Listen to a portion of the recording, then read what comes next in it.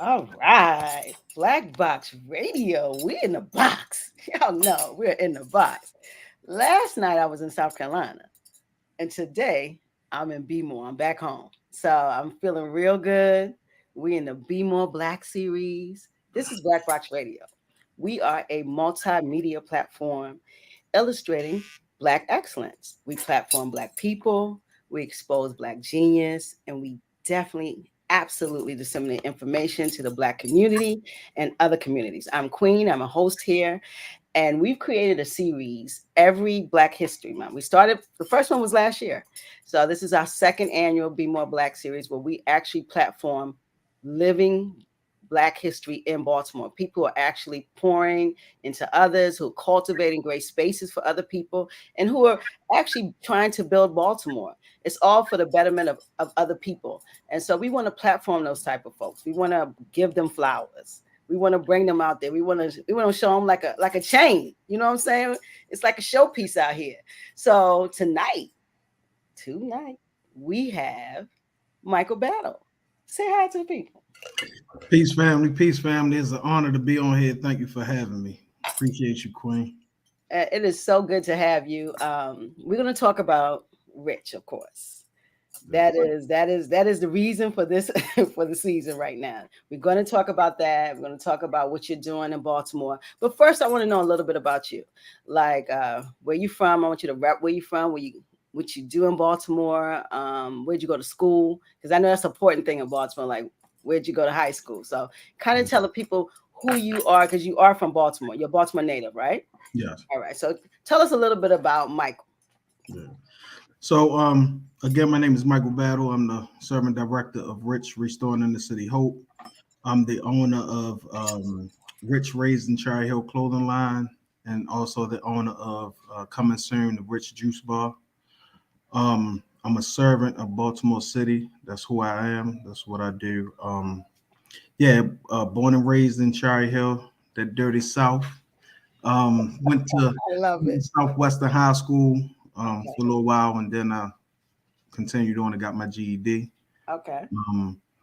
So that's what we do. We serve the community. We inspire, empower, and love, and give our community hope and resources and tools that they need Beautiful. to navigate through life. Yep. That is beautiful. That is beautiful. I just want to do quickly a shout out to Baltimore Court. That's how we met. We Yes. were in a cohort together, guys. We were elevators. That's what I call us. We both won the elevation award. What was that? 21, right? 21. 21. Yeah. So we did that, and that's how I first got introduced to Michael. He was blazing trails in the group. We was all trying to catch up to him. So, because most of us hadn't started nothing, and he got classes, children calling him. I'm like, what?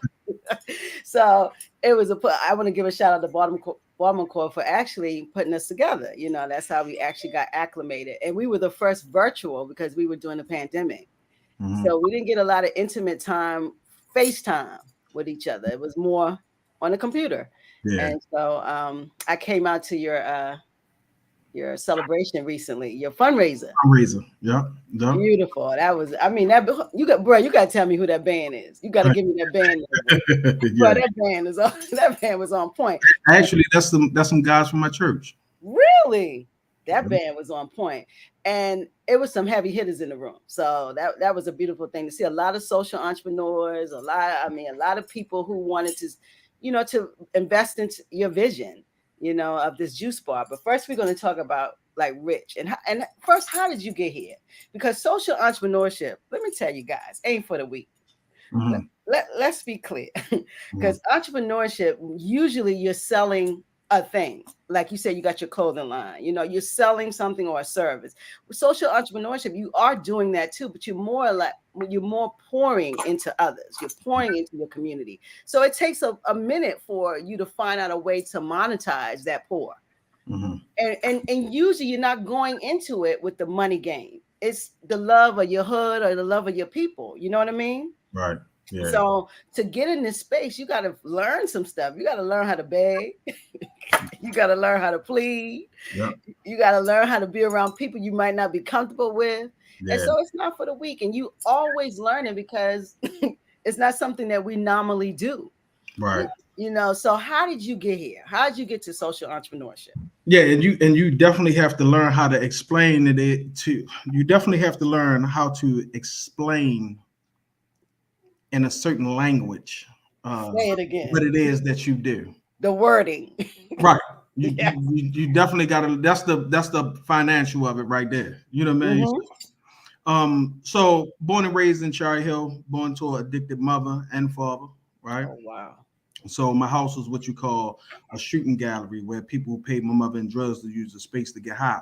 Right. Okay. So growing up in that environment, you exposed to a lot. So when we talk about CPS coming to my house getting raided, police coming there, Oh wow. ambulance coming there to get people who went out off of drugs. You talk about being molested. Oh wow. I've Mm-hmm. been through all of that. Right. Then when I was 14, my mother died in her bedroom from a drug overdose. Right. So hurt people hurt people. So I hit the streets, pained up, hurt, looking for love. Right. Yep. And lived that whole life for a few years, Got and it. and then God put people in my life to get me back on the right track and to show me a different way. Yeah.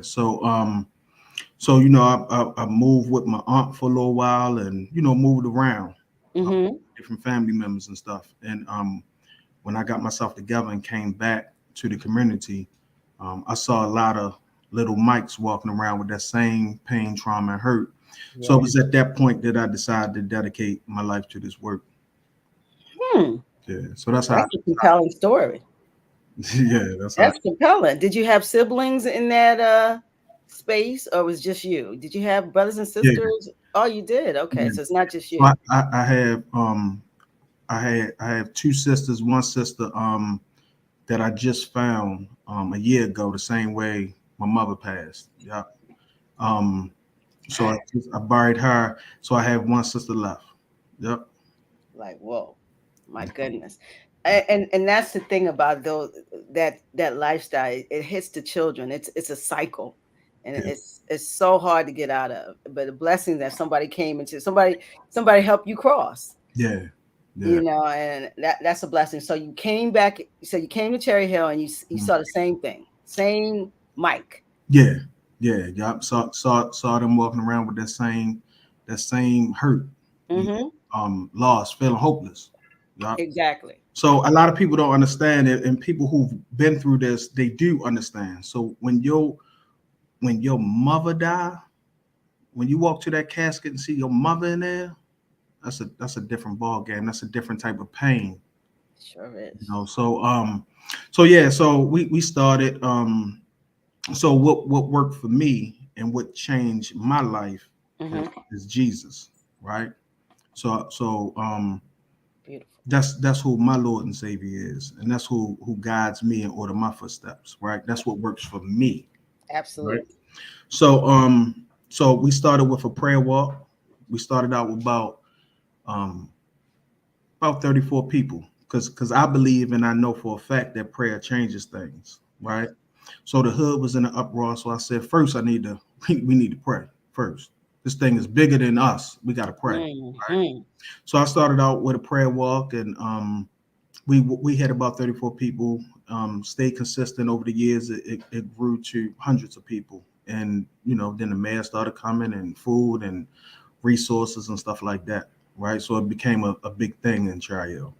Okay. Um, And were you actually praying and walking, or you would pray before? And like, how did the prayer walk commence? Can you so kind we'll start at the heartbeat of Chio, which is the shopping center. of shopping center? Okay. And then we'll have different hot spots that we'll stop and pray in Got it. throughout the community. Yep. And then one stop is where one of my very close friends was killed at. So I always stop and show some love to him right there. Mm-hmm. Mm-hmm. And then we're in back at the shopping center, Shopping. um, with food and resources and moon bounces and entertainment and all of that stuff. Sure, sure, sure. So it Giveaway. became a thing in Yeah. Cherry Hill. Okay. And what year is this? The first one was, I think, 2011. Okay. So this was a minute. No, Okay. So this was a minute, 10 years ago. yeah. Okay. And so You started in a good place. You started with prayer. I think reverence to our spiritual being is the best place. Yeah, So yeah, you started there, and then how did we move on to say, okay, listen, this is I got something here. I can really yes, help these people. yeah. So just that's my home, that's my community, right? So Right. I'm there every day, right? Okay. Every day, and a lot of people, it's a lot of new people that live out there, Mm-hmm. but a lot of people that's there, they my friends. I grew up with them. Mm-hmm. So and if they not there and if I'm not in contact with them, is that a lot of the kids that's walking around, that's my friends' children, you know. Wow. Yeah, Okay. so you That's how feel it happens. yeah, you feel like you're getting a little old, you know. Yeah. So I got kids in my program, and when they sign up and I see their mother name, I'm like, oh, I didn't even know that was your mother, you know. So Wow. so through the prayer walk, I realized that the community was gravitating to the resources. Mm-hmm. Like we did one year, we did record expungement. They expunged over 160 records that day. Oh Uh, wow. you know, so just different jobs Mm-hmm. and different resources that the community was very interested in.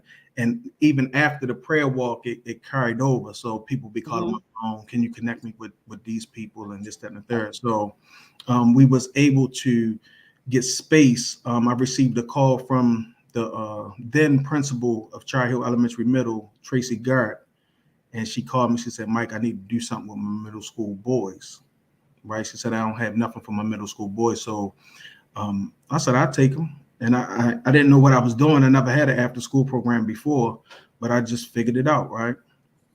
So we was blessed to get the space in the old Patapsco Elementary School building, and that's what started like the after school program and then the summer program and then the workforce development and all of that. So it just scaled up according Mm-hmm. to what the community told me that was needed.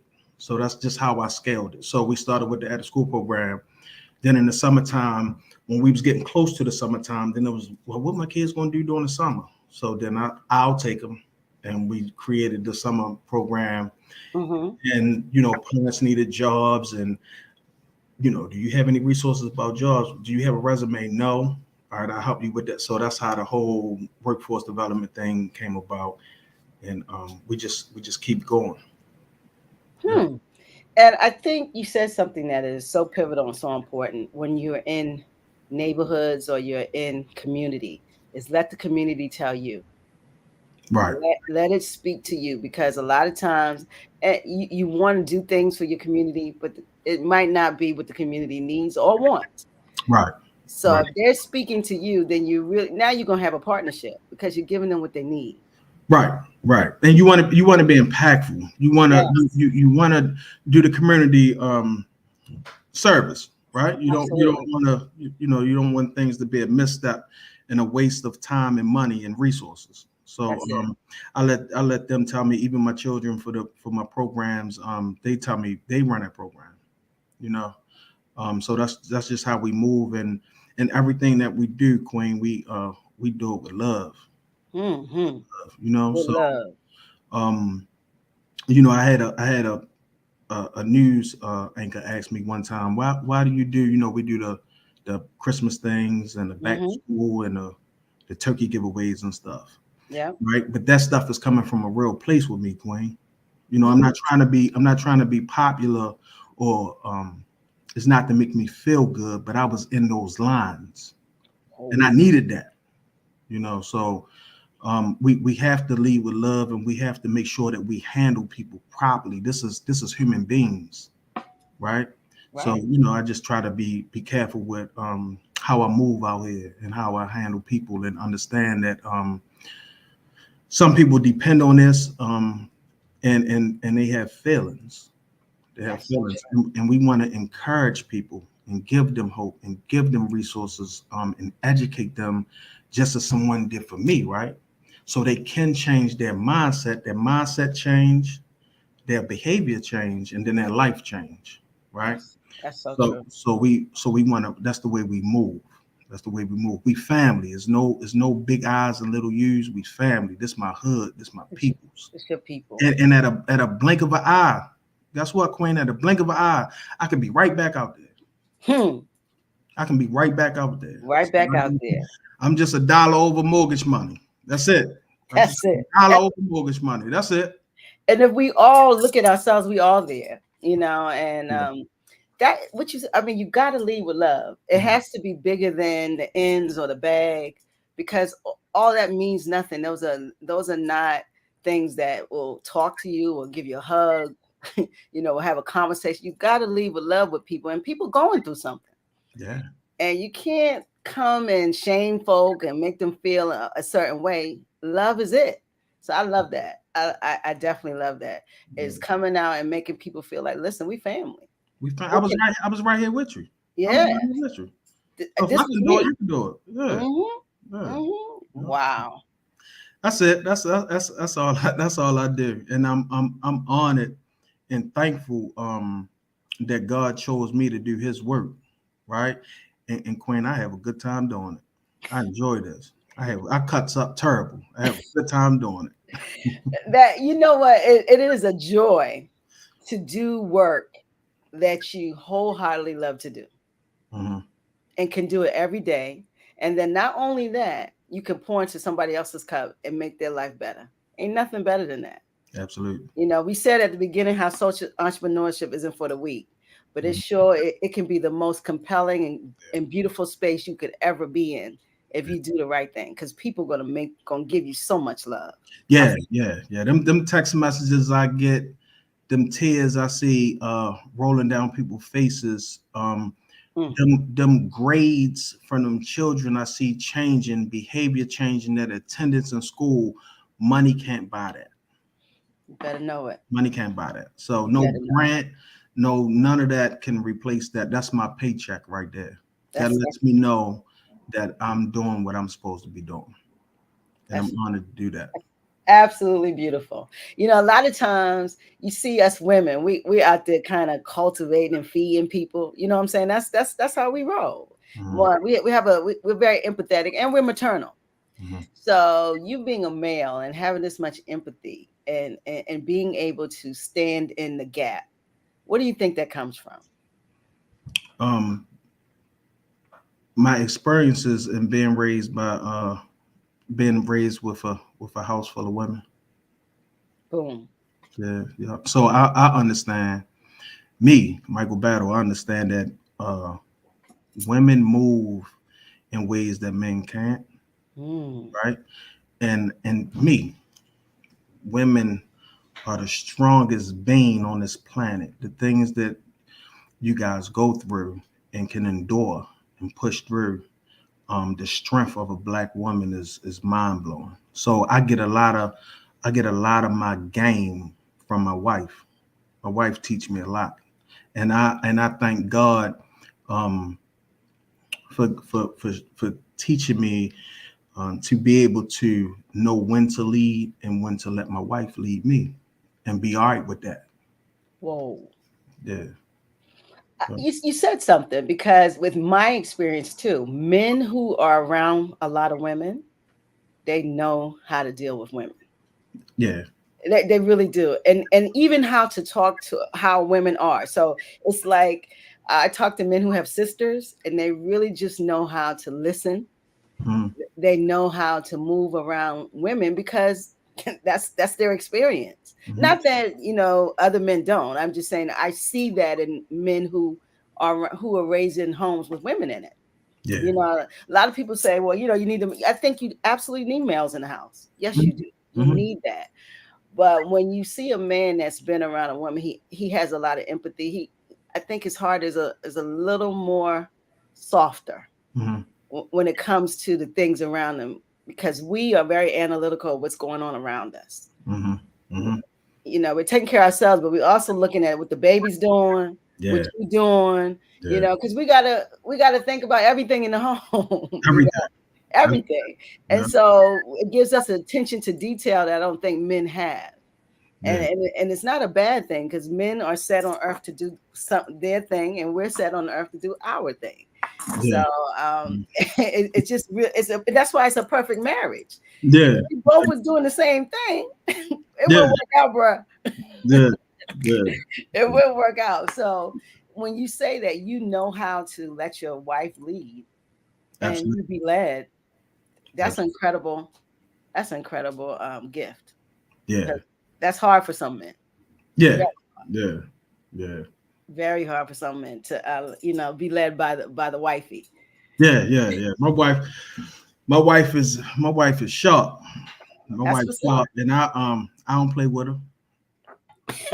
Smart man. I stay, I Happy follow life is a happy wife. Happy I wife, follow happy life. yeah, no doubt. I follow all rules and regulations, and I stay in compliance. Yes, I do. I don't play with that lady. You know what? I remember when we were all on a call and you said you didn't wash the dishes. You had to get off. You have to get off the call because she was on her way home from the airport. I said, Lord have mercy. You This you know woman- you know what's funny? what? I did it. She on her way home from the airport right now. Yeah, so Did you do I your had to dishes? walk before. Oh, it's clean in here. Yeah, that's how she left it. Shoes off the steps. Yeah, jackets hung up. Yeah. Mhm. Listen, that's respect though. I mean, you have a level of respect for your wife, and that's what's up. Ain't nothing wrong with that. Y'all in this together, bro. You ain't in this with the world. You in it with her. My wife takes very good care of me, Queen. Very good care of me. I don't want for nothing. I don't need for nothing. I don't have to do a lot, So what I do is take care of her heart and make sure that her heart is fine. Yep. Which So Mike, you showing out, bro. You are showing out. You're not supposed to be on here showing out like this. Oh my Lord. You said that's a beautiful thing. You take care of heart. yeah. Because She listen, can buy her own pocketbooks and shoes and all that. She can do that herself, right? you cradle that heart. I have to take care of her heart. Yeah. Yeah. I love that. I mean, damn, I don't get speechless often, but the tongue is like, wake up. That's beautiful. That's absolutely beautiful. Yeah. So definitely let's get into Rich because I want the people to hear about this thing. I want all the stuff we're doing because I can't wait to come get my juice. I'm gonna tell you right now, I just can't wait. But let's talk about the actual program. So we hear how you scaled into this thing that you could do every day. Mm-hmm. Mm-hmm. So did you start the clothing line first? How did we get here? Yeah, so the prayer walk was first. So actually that was the birth of Rich, and I didn't even know it at that time. Right. So and then we played around with the clothing line, the acronym, and I put it on Facebook and it went crazy. Yep. So I think my first order was 6 shirts. I ordered 6 shirts and just put them on Facebook, playing around. My kids had them on. We was taking pictures Saturday night in the house, just playing around. And I put them up. And the next time I ordered 200 shirts. Yep. And then I ordered 300 shirts. And then, it just went crazy like that. I done sent them as them shirts have been as far as Vietnam today. Yep. You're a mega entrepreneur. You're showing out, Rich. My goodness. Okay, that's beautiful. Like that is amazing. So and was that raised in Cherry Hill or was that raised in Cherry Hill? Yeah. So it's in Vietnam. Yeah. So people have been over there with that with the shirt on. Yeah. I've mailed those shirts all everywhere. Yeah. So we use that to support the nonprofit. So that was a springboard into now how can I really help my community with actual programming? Yeah. Yeah. Okay. So we use the funds from that to support Restoring in the City Hope. So it's like a ongoing fundraiser, I guess. Absolutely. Yeah. So and that's smart. Yeah. Yeah, you took a stream of income and fueled it into your program. Yeah, because we wasn't getting grants. We wasn't even a 501c3 until 2016. Yeah. So we was I was working for the United States Department of Defense. Okay. And me and my wife and friends and family would just they would donate money and we would do the prayer walk like that, and just making it happen from our own pockets, and of course the clothing line. We would use those funds for that as well.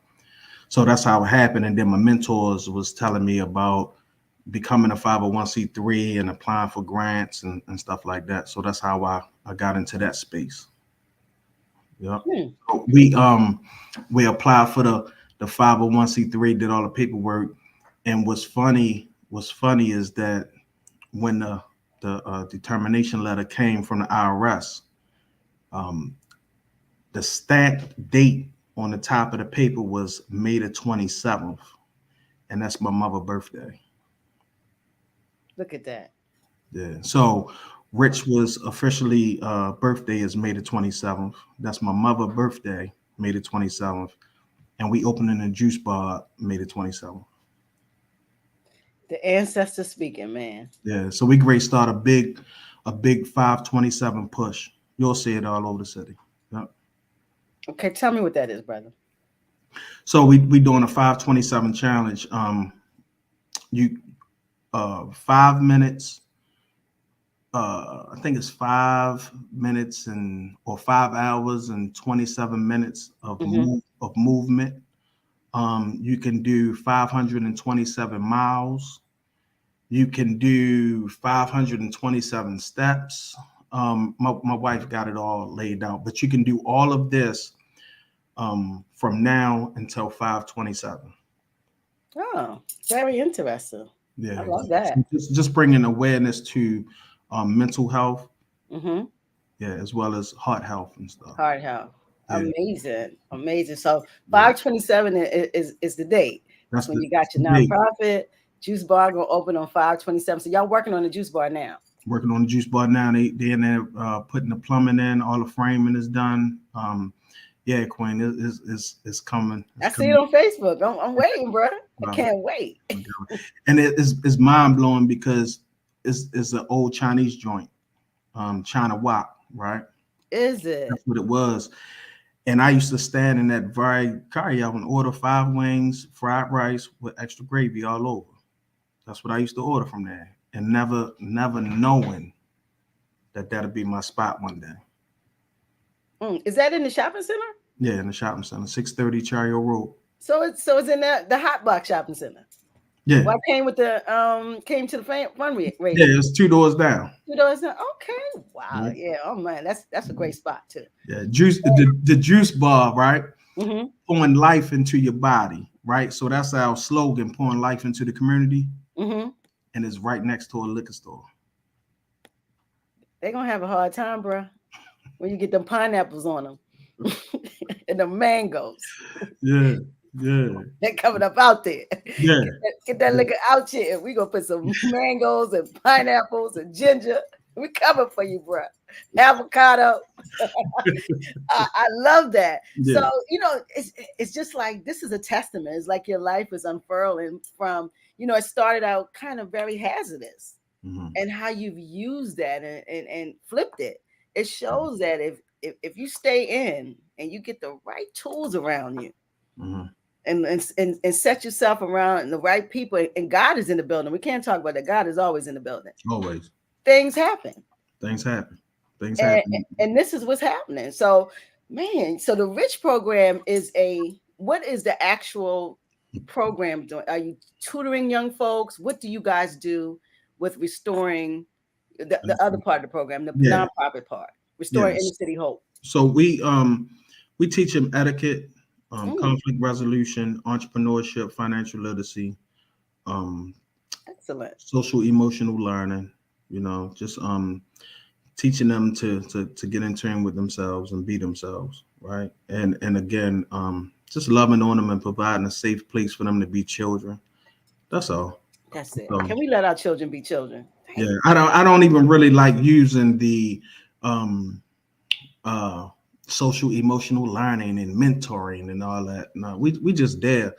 These children spell love TIME, right? So we just got to be there. We just got to be available and be there and love on them. That's all. They say these children have ADHD and have this and have that. Shout out my brother Isaiah from the Nation, Mosque number 6. That's my family. Man, they come out and work with them kids, and he had them standing there at attention, and them kids don't move. Nothing wrong with them. They don't move at all. Nothing wrong with them. They don't move because they know we love them. They listen. They pay attention. And them children are sharp. They listen to what you're saying. They can feel when you phony. They can feel all of that.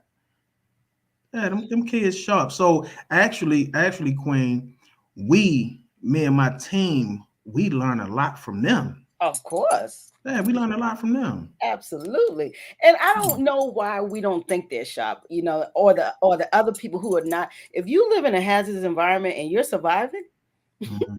trust me, you have some tools in that toolbox You have some tools. because it's there to cripple you. I don't care what age you are. Mm-hmm. Mm-hmm. So you have to find a way to survive. And survival needs a tool set. Yeah. It needs a tackle box. Yeah. And so these young people, even though they, you say that, and maybe some of that movement is because they're trying to survive. Mm-hmm. They gotta keep it Mm-hmm. moving. Mm-hmm. And so this is something that they utilize, but when they get in a place of love, they know how to tame that down. Yeah. Yeah. Maybe because you're teaching and they know you really don't feel like doing this. You Yeah, really don't care about doing this, and you really don't care about them. that's it. Maybe they feel it. Maybe Ain't they no feel it. maybe. Yeah. Listen, you don't protect what you don't respect. Yeah. And that's totally, and a lot of, and we look at the demographics of teachers and the people who are in the community teaching young people. They don't look like them. They don't have the same experiences as them. It's very hard. And not to say that they're not great teachers. I'm not saying that. And no attack on teachers. Yeah. Yeah. Or Yeah. Not at all. we're not doing that. But what I will say is live experience you can't pay for, and you can't produce it. You gotta know it. Mm-hmm. So when I look at young Black children, I know I was that, Mm-hmm. and I was severely misunderstood. Yeah. And if I didn't have buffers and I didn't have places to fall, where would I be? Yeah. Yeah. And so the things that we expect from young people comes from a space where we've already matured. Mm-hmm. Why they don't, people say, well, why they don't listen? You didn't listen when you was 5, or 8, or 6, or 12. Did you listen? No. You made mistakes. So Yeah. the things that we say about children is because we're now 55. Yeah. Yeah. you, And you know, and, and you know what I also, mean? yeah, and also I've learned as a parent. I have Mhm. 4 children and 3 grandchildren, right? Oh wow, So beautiful. I've learned as a parent, I see um all my missteps as a parent. As a young parent, I had my son when I was 17. Wow. So up until now, I see all my missteps, right? Right. Because it's passed down tradition. So my things that my mother and my father and stuff did with me, I do with my kids because that's what I know, right? Sure. Sure. But it just get deep, Queen. Like I don't know how their parents was with them. You Mm. understand? Because Yeah. you don't have no You don't have a reference point. you don't have no reference point. So Yeah. you're just out here doing the best. So it doesn't make these parents bad parents. They're doing the best that they can because they They don't know. don't have a place to pull from. Yeah, They're the pullers. yeah. And see, when you are out here parenting and you've never been parent, Mhm. trust me, there's gonna be some mistakes there. Yeah. Because listen, there's lessons in the loss. Mhm. There's lessons there. So you're gonna have issues. So Yeah. I think a lot of times we don't give enough grace. Yeah. We just don't give enough grace because the family has been broken down by so many different things, by societal issues, by Mhm. drugs, by so many different issues. And then these young people who've been broken, who did not really have a family system, are parents. Mhm. Mhm. And parenting is a hell of a job. Yeah. It's Yeah. a hell of a job. And if you've never been parent, where do you get it from? How do you source it? Right. Right. The Cosby Show. You know what I mean? Like That's it, bro. You ain't lying. you know, It's television. like Yeah. yeah. So and then like I said, passed down tradition. So um if my mother had us and she don't work nowhere, she get stamps in the check, Yeah. right? Right. And so what I'm gonna do? Hmm. I'm gonna have a With baby. stamps in the chat. I'm gonna have a baby and get my housing and get stamps in the check. Like That's it. that's what I know. Yeah. So a lot of times and that's a big part of our program is exposure because some people just don't know. I didn't know. I didn't know. There's a whole nother world out there, and there's a whole nother bus ride going on that I didn't even know about. So at 43 today, some may say, man, you're doing well for yourself. I'm behind. I'm not trying to, I'm not trying to catch up. It's about catching on. It's right? gonna catch on. Yeah, so look, I'm behind. I'm way behind. Me too. So it's just about educating and and providing resources and just spreading that message and that love to our people, and just showing them a better way, and not showing them a better way from a position that I'm better than you, but look, this is what I've learned. Absolutely. What you do with the information is what you do with it, but I can put you in front of these people and yada yada. I can show you. I can give you everything I got. I can give you everything I got. And listen, bro, that's all we can do. Mm-hmm. You give it all you got. You lay it out there, and if we get one, we've changed the generation. Yeah. And I tell people, listen, if you just change one, if each one of us just get into one, even though I would love to be 70 or 100, but if you can, we all change one, the world would start changing differently. Mm-hmm. But we're so busy pointing fingers, we're not doing real work. Right. And so the real work is in our community. And when a community has not had a lot, why do we expect so much? Mm-hmm. I always say it about what the expectations people have for Black people. Like, we can be hurt, we should be able to just get over it, we should move on, like we're superhuman. Mm-hmm. No race of people has been expected to do so much with so little. Mm-hmm. And it's because we're still here, we keep surviving. So this respect of just being able to still be here is not even there, because they expect you to be able to do it. Just pull your boots up. What if you don't have a damn boot? Yeah, that's what I was going to say. They expect you to keep doing it, do a great job, and do it with nothing. Yeah, because that's what you've done. And so that's what they expect you to do. That is superhuman shit. I hate to say it. It's our ancestors did some superhuman shit. Yeah. And we need to say it. Yeah. And when you do superhuman shit, you leave a bar that them people think that everybody can do. But now we've been broken down. We're not that strong. I ain't as strong as grandmama them. Mm-hmm. I'm gonna be honest. None of us are. They were tough, bro. Mm-hmm. One of my friends said tank tough. I said, you damn right. you know what I'm saying? They were tank tough. So what we see now is degradation of everything: character, morals, lifestyle. Mm-hmm. And then we expect the same response. Mm-hmm. It don't work like that. Yeah. So that's where the grace come in. That's where the rich program come in. That's where the squeegee project. We got to come in and spread and be that gap filler for our people. Yeah. And explain. Have patience. Explain why. So the food is different from when we came up. A lot of people that this is going to be in a juice bar too. So the juice bar ain't about you just coming in, exchanging some money for some goods. It's going to be an educational hub as well, right? Yeah. So people don't, some people don't know that food control how you behave, right? What? It is the number one trigger. Yeah. So the food different, right? Which makes the bodies be different and the mind different, right? Right. And we have to be, the drugs are different.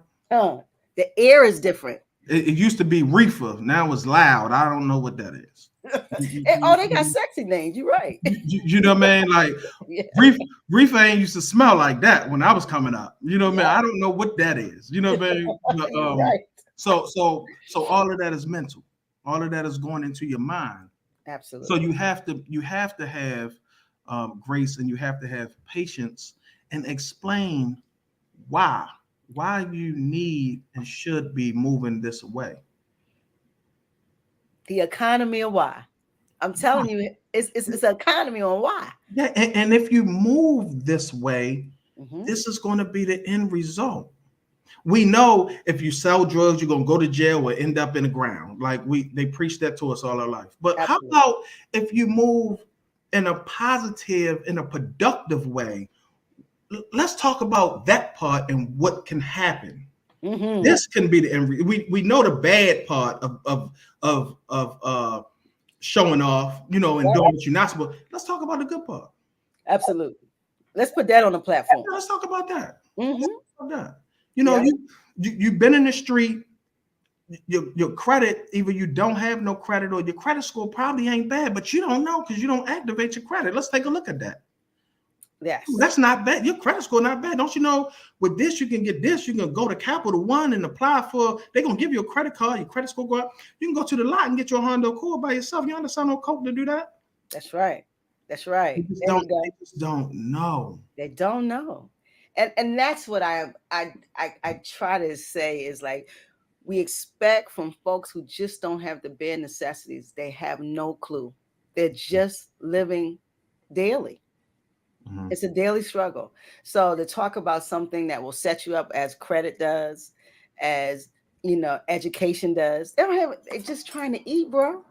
They're trying to get them fire wings and that rice with that gravy, bro. That's it. That's it.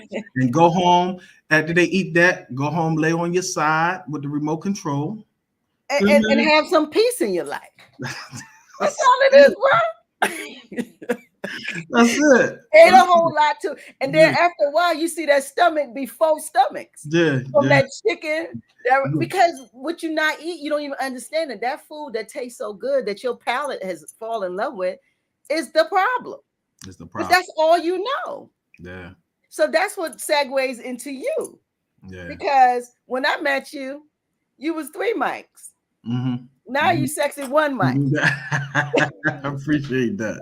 So come on with it, bro. Put it there. What happened? So I was 404 pounds, right? Mike, 404. Yeah, I was 404. That's the area code for the A, bro.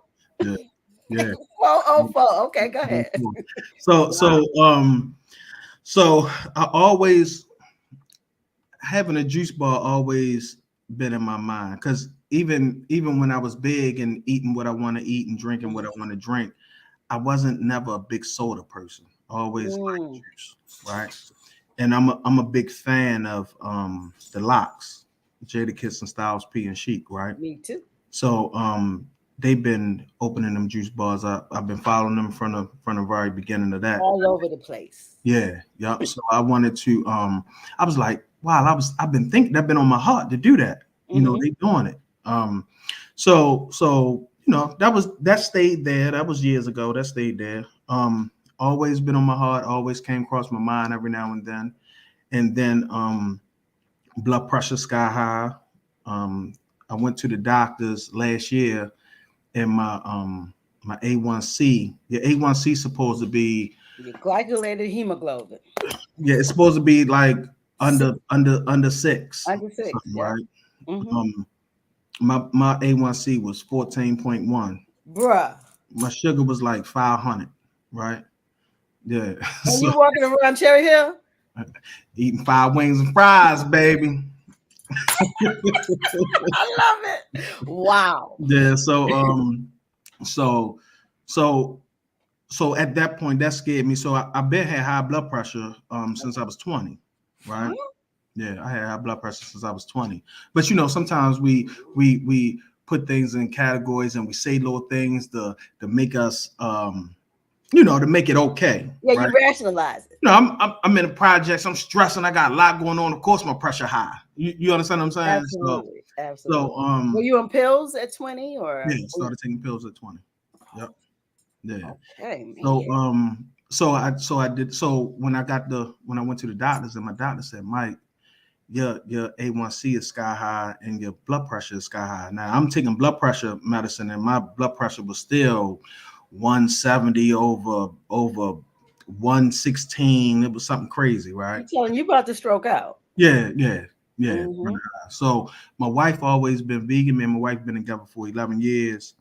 I saw my wife eat out of a carry out 2 times in 11 years. Like she don't do that. She don't eat crazy. She enjoy herself, but she don't eat crazy, you know. And I remember when we first started dating, you know, I'm going to America's Best, give me 16 piece, you know what I mean? You know, lemon pepper. Yeah. wouldn't eat that. She I wouldn't eat don't that. blame her. And she told me, she said, Mike, the oil that they cook y'all food in them carryouts is unregulated. Like it's not required for them to check the oil to see what they Ooh. cooking the food in. And I never forgot that. Never forgot that. Wow. So my doctor told me this, and they put me on metformin and all this medicine, and Mm-hmm. you got to take these pills, 3 of them a day, all this stuff. And they big, bruh. That Yeah. metformin huge. Yeah.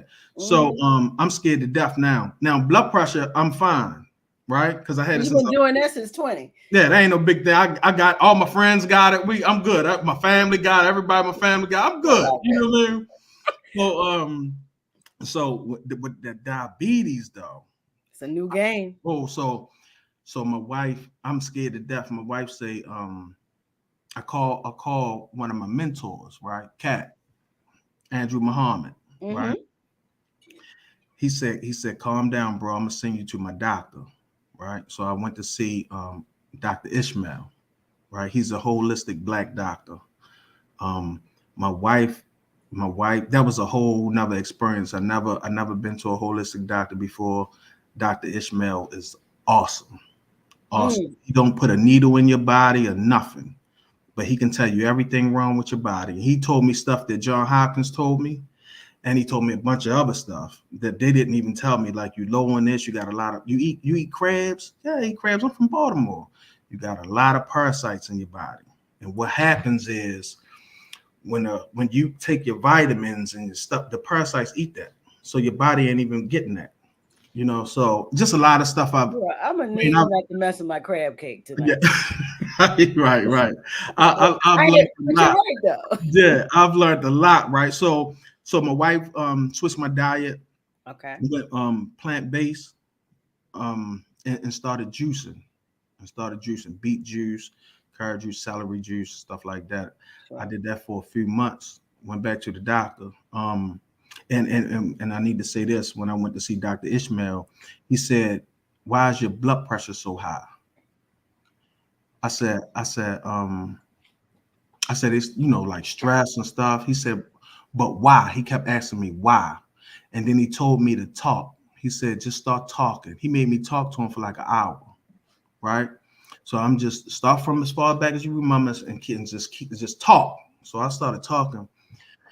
When I was finished, he said, you have anxiety real bad. I said, I did. Like, I'm fine. He said, you have anxiety real bad. He sent me to the herb store and I got these herbs. So I'm taking the herbs. I'm doing, he gave me this natural herb to help with your sugar, right? Mm-hmm.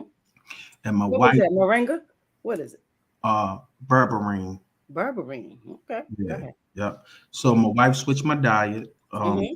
to a plant-based. In 90 days, 90 days. I went back to John Hopkins. I took the metformin for 3 days. For just Okay. 3 days, I took the Just metformin. did So it. I took And the what met was it? What was your metformin? Twice a day? Three? Where were you at? Three three, that time? three. Three times a day. Yeah, it was. Oh, Yeah, you it were was 3. you were in trouble. Okay, go ahead.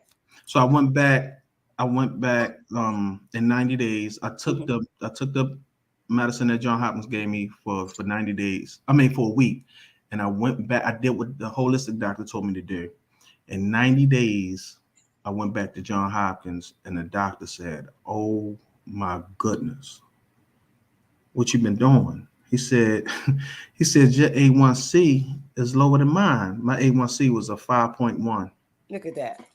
Yeah, and they took me off of all my blood pressure medicine. I've been taking blood pressure medicine, Queen, since I was 20. I'm This is 43. 20. Ha! 20 years, bro. Yeah, 40. It's all diet. Just that quick. Just that quick. Gone. Gone. Diet. Yep. Diet. So over the journey, I've lost a lot of weight. I think I'm at like 87 pounds. I lost. Beautiful. Yeah. Beautiful. Still got some ways to go. Mm-hmm. So with all of that, But wait, before you move, how do you feel? I feel super fantastic. Oh, you better say it again. Yeah. I feel Super fan. You feel super fan. So do you feel a drastic change from 404 to late 200s, 300s? It has to be drastic. absolutely. Absolutely. And every morning I get up. So now I'm, so now I'm in it. Like it's a lifestyle now. So I'm studying, I'm reading up on different stuff. And, you know, so now I'm taking my sea moss, I'm taking my black seed oil, I'm doing all that in the morning now. Good job. Got Good job. my ginger shots, and I do all of that. You know You what I gotta take mean? your blood, some herbs gonna fall out that thing. So, yeah. So Wow. I'm out here running on fruits and vegetables and water, baby. Yeah. That's it. Yeah. That's it. So I feel great, and my mind is clear. I'm not Hmm. like, my mind is not like cloudy no more. Yeah. So with all of that, God was like, all right, go now with the juice bar. He made it clear, woke me up out of my sleep. Go ahead, go now with the juice bar. You Yeah. ready? Yeah. So I pitched it. Catholic Charities own the shopping center in Cherry Hill. I Hmm. I just had it really wasn't even a pitch. I just had a conversation and they sent the lease. They gave me the space. Yep. Wow. Yeah. So that's what happened. And then you saw the fundraiser. We ain't really have no bread. So we did the fundraiser, and I'm gonna put this out there. Um not a lot of large organizations, just our people. We raised $70,000 in an hour and a half. Wait a minute, bro. So you mean when I walked? Wait a minute, because I had on my butters. I didn't even know. Yeah, Let's talk about that. I didn't even know what I was coming to. I just saw it. Somebody said, "Come over here." So I yeah, busted up. The girl at the door said, "It's a Benji." I said, "Oh," I said, yeah, "What like that?" But so I knew from then on. I knew. She said, "But go ahead." I said, "I'm yeah, in the box. Let the yeah, box in." So she yeah, let, yeah, yeah, let yeah, the box in, yeah. and 70,000 in that joke that night. An hour and a half, 70,000. We only raised money. We only raised money for a certain amount of time. It was an hour and a half, 70,000. God is amazing. Yeah, yep. So man, Look what we can do when we come together. Just look yeah, what we do. We could yeah, change yeah. anything. I cried a lot that night, Gwen. I cried a Did lot. you? Because people can say a lot, but when black people put their money up, Hmm. and I'm talking about people putting regular people like you and I'm I saw talking like a lady. She said about she put I'm, I'm, about that lady in I'm the talking about putting stacks up. she Yeah, put stacks up. I said, wow. yeah, yeah. People was putting that money up. Yeah. So it was just humbling and mind blowing, and I was just so grateful Yeah, that people believed in what I'm doing, and believed and trusted me with their hard earned money. So I'm making sure I handle this the proper way. So we here with the juice bar. The juice bar will be a component of the Rich program. It's a for-profit business, but it's also a component of our nonprofit business, which will be our youth workforce development. beautiful. And Love it. there we will teach them entrepreneurship, financial Absolutely. literacy, uh, banking. We will teach them communication skills, of course, health and wellness, and also we'll teach them the fine print, right? That no one talks about, like what does it mean when you have to be to work at 4 o'clock? Huh. That don't mean come flying around the corner at 3:58, but you ought to start working at 3 o'clock. So you Love need to that. be a little art. So little things like that, Yeah. So And also changing their palate.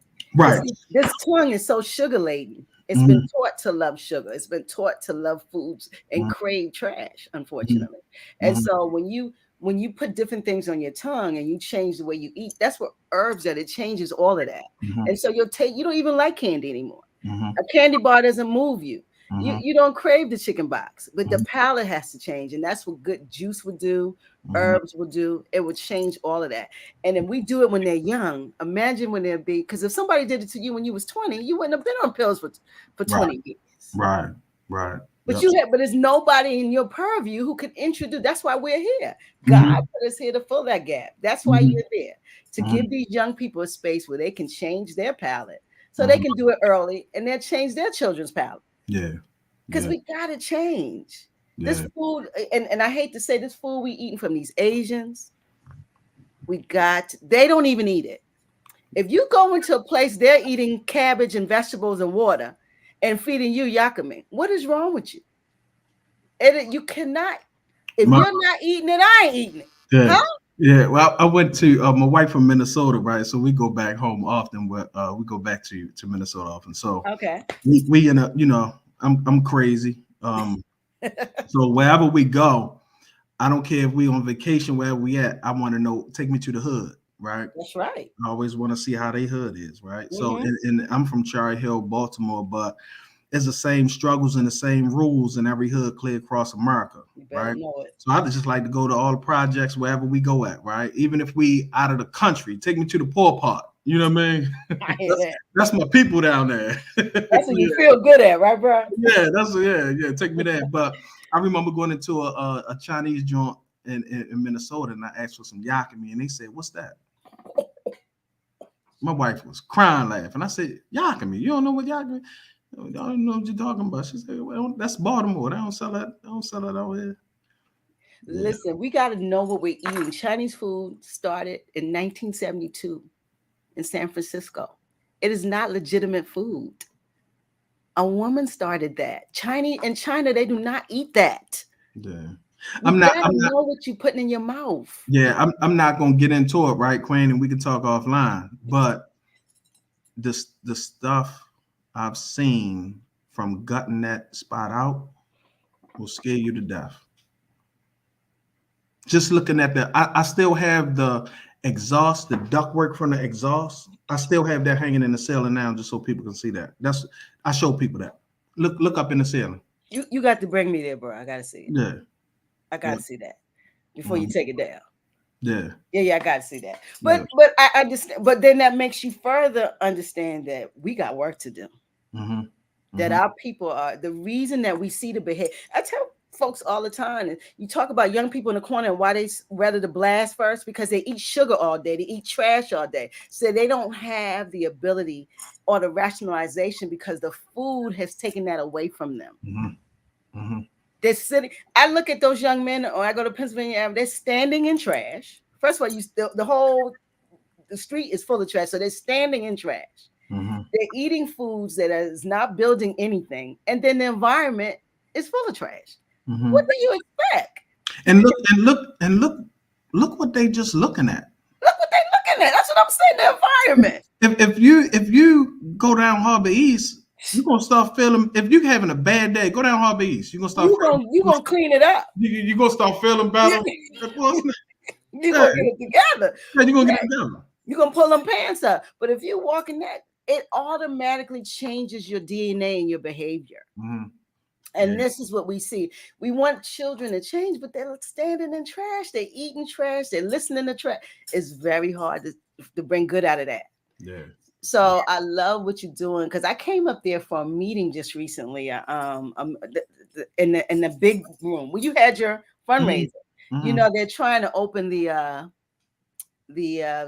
supermarket, the farmers market. Yeah. Black Yield and yes, Eric. So they're having a meeting there every first Friday. Yeah. So I've been showing up to that. I've been to the last two. Yeah. And I also went to, they showed Eric's movie there last time, which was amazing. You know, about food apartheid, right? Yeah. I came right out of there, and two girls was in the middle of the park, like killing each other. Yeah. I said, wow. Yeah. All this greatness we doing in here talking about food apartheid. This is the reason why they need it. Yeah. And they don't understand. So we got to, like you said, we got a lot of work to do, and we just got to keep pushing and just keep explaining and educating our people that is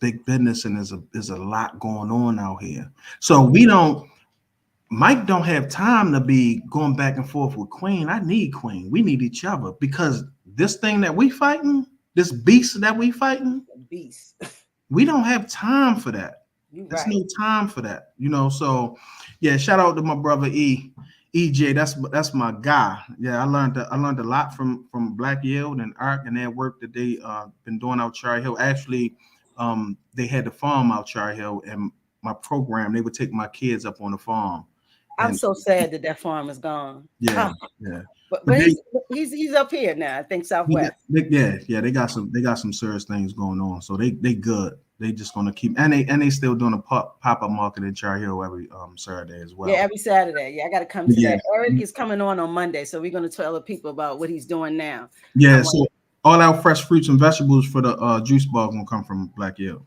love it. See, this is how we work. Yeah. You know, I came over before I knew you. I Mhm. came over to the school Okay. where you guys are in, Uh-huh. and I kept talking about this Rich. I'm like, well, is he rich? Yeah. I'm like, what's this guy? But I came down to see, oh, what's his name? My man, golly, he's on the first floor. Ah, John.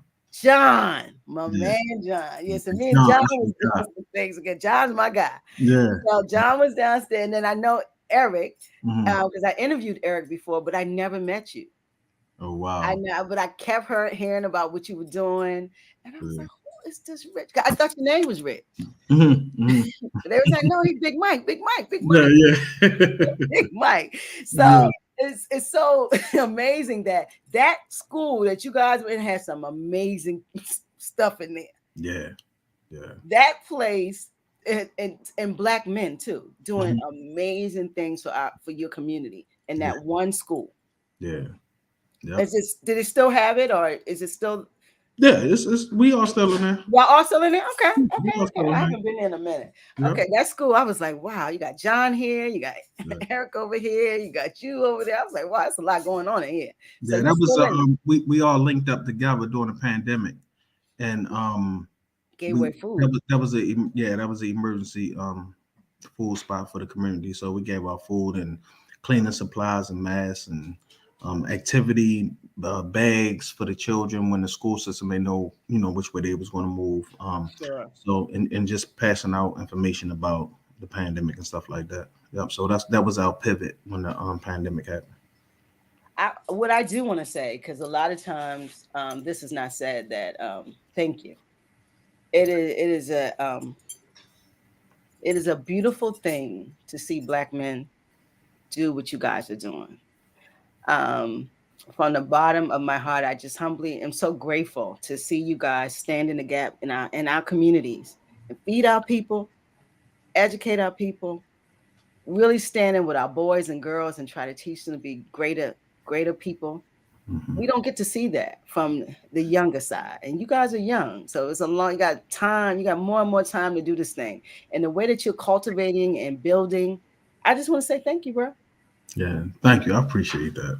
I I appreciate. really, really appreciate you guys and you, Eric. I mean, you guys are doing amazing things. If you have something going, because I know you don't call me for your rich stuff. I got to show up on you. I just got to jump in your back, come in with the butters, and just do whatever. So when you have it, so for sure though, please invite I will. us. Let us talk about it. Let us see what's going on, because I think what you're doing should be emulated in every neighborhood. Wow. Where we have Rich in Park Heights. Wow. Would they be able to take all that land and just displace all that people? Where we have Rich over here in Southwest Baltimore, the poorest zip code in the state. Yeah. I actually did get a call about bringing a program over there off of like Mount Street, like Mountain Pratt over in that area somewhere. Yeah. Because it's just all over the city. There's an absolute need for that type of attention. Yeah. And the greater thing is, and I'm not saying you shouldn't come to Mount and Pratt, but Mhm. just like your hood, it's somebody over here that knows their hood, this hood. Right. Right. You get what I'm saying? And then if you have someone in each hood that know their hood that's doing what you're doing, imagine you guys come back and be like this council Yeah. Yeah. of hood men doing hood greatness. Yeah. Then we gotta layer stuff, because one man can't do everything. Right. And we have to create some wealth as well. So We gotta as you create the have, bank. We need yeah, the bank. as you have a Mike out here, a Queen out here, a Ark out here, um, the people who are not moving or operating in this capacity, right? Right. We need donations. We need you to say, look, bro, I'm gonna take $15 a check and just donate it to you every paycheck. Just $15 or $10, right?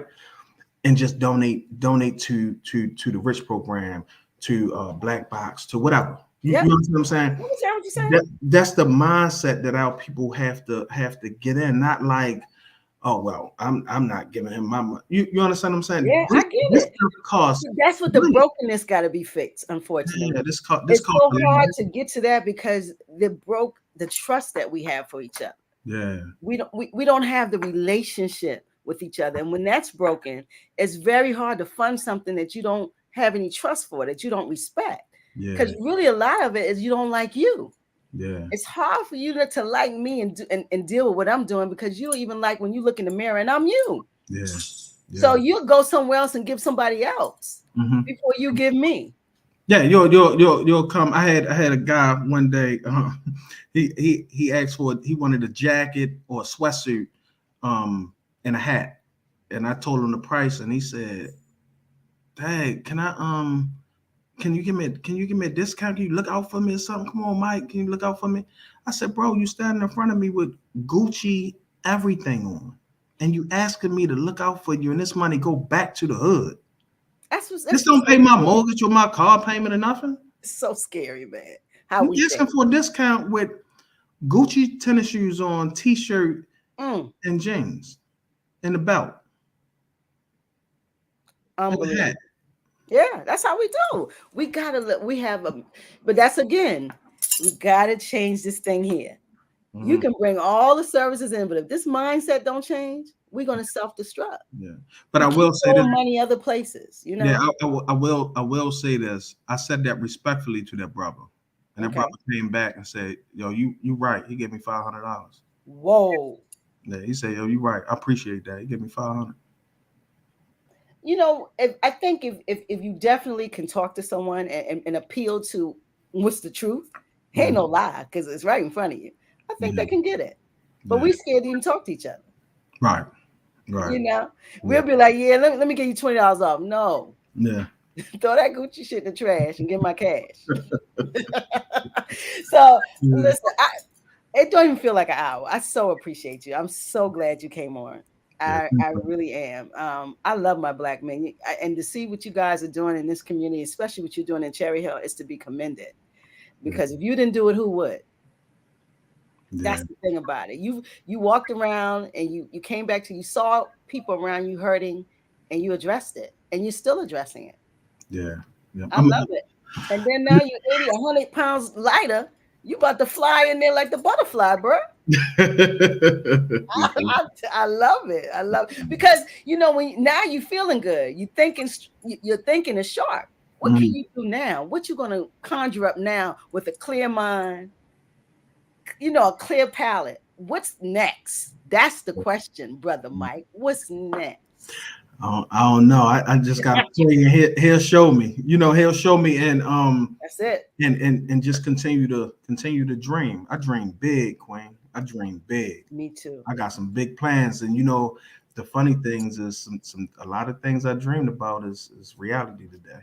So I'm gonna continue to dream and continue to push forward and continue to give it all I have inside of me. And I will do this work until my wife and all of you guys put me in the ground. This is not gonna stop. And I don't care nothing about a grand or nothing. I'm gonna make it happen. Because this is what I do. This your life's work. It's what I do. Yeah. This is what you do. Yeah. Wow. I'm totally inspired by you. Totally inspired. I want you to do one last thing before you leave me. Leave us with the rich jewel. You gotta drop a jewel on us, bro. Drop it. To thy own self be true. Oh. Yeah, be true to yourself. Love that. Excellent jewel. Yeah, excellent jewel. Yep. Listen, I love and respect you for sure. Yes. Likewise, Queen. Likewise. You are doing great things in our community, and I want the community to see this. And I hope that, like you said, can we just give $15 a paycheck to somebody? Yeah. That's doing the work. And guess what? Yeah, it just got to keep going. You give me 15, I'm gonna give him 20 or 15, and we just gotta keep going. We gotta learn how to cycle money. Yeah. We got to learn how to produce money, and then we got to learn how to bank it and put it back in the community. That juice bar is just going to be a vehicle to hopefully it's not about money with me with that juice bar. I want to see your doctor report change. That's my payment. I want to see them numbers go down from the doctor. That's going to be my paycheck, because I know it worked, because I do this. Right. You did it yourself. So I want to see that blood pressure drop. I want to see that A1C drop. I want to see that cholesterol get right. You know, right. So it's going to become a whole fun thing, and I'm super excited, looking forward to it. And we're gonna also, like I said, educate the community and working with the children, and during the duration that the children are working in the juice bar, we're gonna put money into a college fund for them as well. So yeah, we all about community and our people. So that's what. Wow. What's your kids' ages? So little Mike is 25, Michael is 23, Destiny is 28, and Dalen is 14. Okay, so you got a 14-year-old in the house. Okay. 14, yeah. So you got folks to help you too. That's beautiful. You're leaving a legacy, and you know your kids are watching you. You know, just like you watched your mom. You know, and you saw what you didn't want in your life. They're gonna, you know, it might not manifest today or tomorrow. Yeah. But I can say today I'm my mother and I'm my grandmother. They were servants. And I said I would never do it. They was forcing me, but look, here I go. Because it will manifest. Yeah. You just gotta keep planting the seed. It's like herbs. Yeah. Yeah. Just keep putting them in the ground. Something's coming. Yeah. My son came out Cherry Hill to holler at me the other day. He said we was at the juice bar. They was working there. He said, Pops, I turned around. He said, man, I'm real proud of you. Oh, that felt good. Because my older kids, this is not the Mike they know. They saw me when I was in the street. You know what I mean? They saw this side and the other side, you know. So to hear my son tell me that, my daughters tell me all the time, and to hear my son look me in my eyes and tell me that as a grown man, that thing had me. That cut you up, bro. Make you like a baby, don't it? Yeah. That's the kind of affirmation that you can't buy. Yeah. That's pure love and joy right there. And it makes you feel good. So, and I say the same thing. I'm inspired. I'm coming to drop my jewels in there on the daily. As soon as you open. I told you, we right in Southwest. We come right over there 10 minutes. Yeah. Bam. So, and I love, I know it's you're gonna have some good juice in there. And so did you get some of that pineapple, mango, and mint at the fundraiser? That was my signature. Oh, yeah. Yeah. You know, when I came in the door, Juan brought me he said, this your juice.